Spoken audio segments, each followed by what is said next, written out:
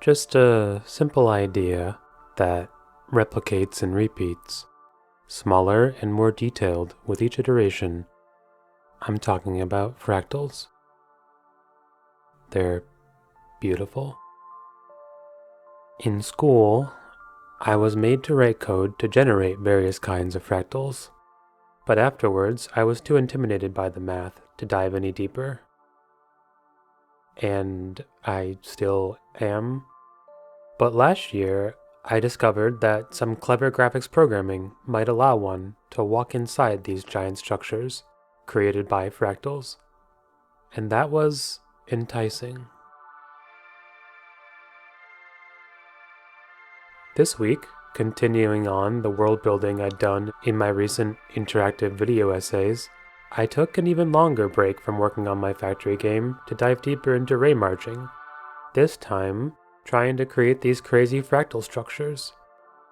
Ray marching, as I mentioned last week, is a rendering technique that lets you define 3D shapes simply by knowing how far away they are from a 3D point in space. To be honest, I only have a foggy understanding of how exactly these calculations work for fractal 3D shapes, and aspire to understand that better.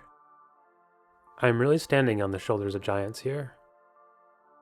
One notably interesting thing is that for each pixel on the screen, the ray marching technique may require you to make these calculations multiple times to render a single image on the screen, and fractals can be as infinitely detailed as you want. You just have to run more iterations of the algorithm to get smaller and finer details. So rendering fractals is actually really expensive. Really, my graphics card was the main constraint on how detailed the objects in the 3D world could be.